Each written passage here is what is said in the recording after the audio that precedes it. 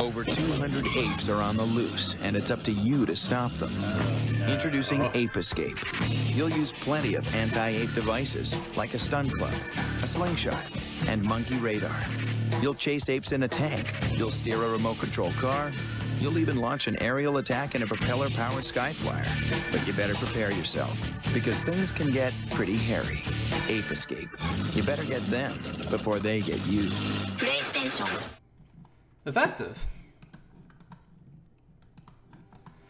Alright, so one of the things that's been a little weird going back to all these old PlayStation games is that, the simple fact that a lot of them didn't play with the analog stick. Though we remember the PlayStation control for its two analog sticks and everything. When the PlayStation first launched, all it had was just a D-pad. It was a pretty big oversight on PlayStation's part, especially considering that the N64 launched with an analog stick right out of the box, and Nintendo was able to do some amazing things with it in Super Mario 64. But, developers made do, and there were plenty of great games that made do with the D-pad, so, it wasn't too big a hit on PlayStation's dominance in the marketplace.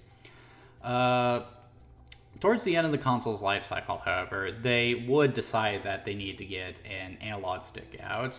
So they would eventually release the DualShock control, which featured not one, but two analog sticks, which, was a pretty big innovation for the time because, other analog sticks like the N64 control and the Sega Saturn 3D control only had one analog stick. Having two analog sticks was a really big deal because it meant you had a stick for movement and a stick to adjust the camera. Unfortunately, developers did not realize that right out of the gate. It wouldn't be until later that developers would actually realize that's the best way to use the two sticks. But there were still some creative ideas of how to use the two-stick setup when the DualShock initially launched. As Sony was gearing up for the launch of the DualShock, they had a team working on a new 3D platformer for the PlayStation. They intended to use traditional controls from the start, but when they sat in on the meeting where they told everyone what they were doing with the DualShock, they immediately pivoted to build the game around the tool stick setup. Because of this, Sony put more marketing weight behind the game to promote the DualShock control, and the result was one of the most beloved games on the original PlayStation. That game would come to be known as Ape Escape. In Ape Escape, you take the role of Spike, a young man with mad physical dexterity who goes to visit a professor, a friend of his, and finds that the lab has been ransacked by a group of crazy monkeys wearing these weird metal hats.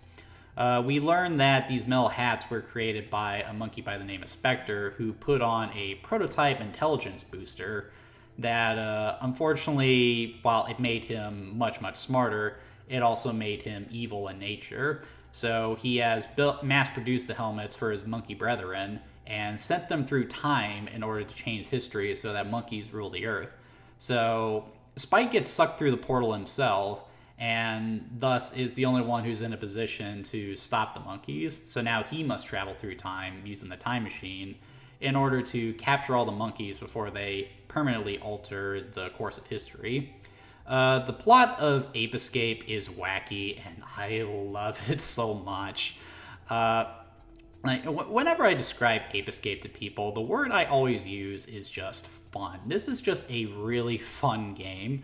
The plot is fun, it's silly, but at the same time, it's also a serious premise. A good example is the monkeys. I don't know, there's just something about the design of the monkeys. They're really silly in the way they act, but they also have that vacant stare that makes them weirdly intimidating. The time travel aspect of it also leads to a lot of variety in the levels and everything. They can basically put Spike any way they want, and you don't question it. It's memorable from a presentation standpoint as well. I love the graphics in this game. It has a very old school kids anime vibe with wacky hair, and stuff like that. It works really well. The voice acting is wonderfully bad. It finds a nice balance between being, so bad it's good, but also being, acceptable enough. And, the music is great too. Like, it just creates a really nice atmosphere in every level. Like, you can tell the people who are working on this game had lots of experience working with the PlayStation hardware, because it's still one of the best aged games on the console as far as presentation is concerned. As far as gameplay is concerned, it's also really good. So essentially what Ape Escape is a 3D collectathon platformer. The goal of the game is to explore a variety of levels and catch all the monkeys. The monkeys essentially take the form of power stars, and right there is one of the big gameplay innovations with Ape Escape. Unlike something like Super Mario 64 or Banjo, where you're collecting static objects like power stars and jiggies, here the monkeys will actually resist you. They will run, they will fight back, and they can do so in a lot of ways. Some will use traps to hinder Spike as he tries to catch them. Some will come out with guns, some will come out with mechs, and it's just really fun to chase after the monkeys. And it's really satisfying when you've worked for hours to catch them and you manage to catch that last one that has eluded you for so long. It's supported by some pretty good controls. Movement feels really good. There's something really amusing about the way Spike runs in this game, for the record. The jump feels really good. It's got a nice play control to it. Precision, it's never an issue in this game. It's just a really well put together 3D platformer. I would say the only issue I would have with it, is how they choose to use the dual analog setup. So instead of using the traditional dual stick setup, where you can adjust the camera with the left stick with the right stick and move with the left stick, in Ape Escape it still uses the style that was popular at the time, with having a camera that you can sort of rotate around you with the shoulder buttons or reset it back to the direction the Spike is facing. Instead, the other analog stick, the right stick, is used for using your weapons. So for example, he's got the stun baton there. How you would use that is rather than just pushing a button and Spike swinging it in whatever direction he's facing, you can be running forward, and then if you click left on the stick, he'll swing it to the left, and this goes for the net too. Other items such as the hula hoop and the helicopter baton, you gotta rotate the stick in order to activate them. And so it can be satisfying at times to use the items in this manner. Sometimes it can come off as gimmicky at best, and at worst unresponsive.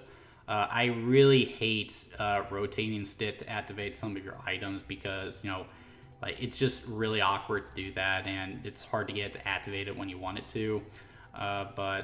And sometimes it's just unnecessary, like using the two sticks to row a boat. That's also really finicky.